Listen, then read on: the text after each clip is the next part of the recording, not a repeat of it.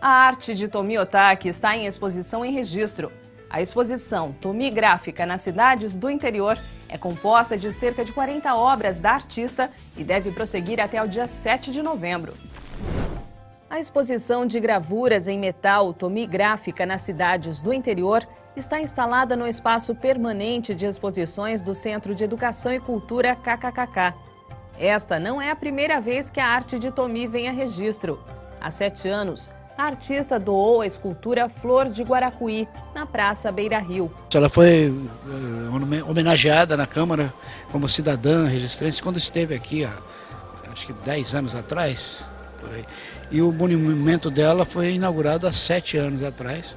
É uma escultura gigantesca em aço e concreto, que pesa 40 toneladas e tem a aparência de uma flor, né? A flor do Guaracuí. Tomi Otaki, nós tivemos a felicidade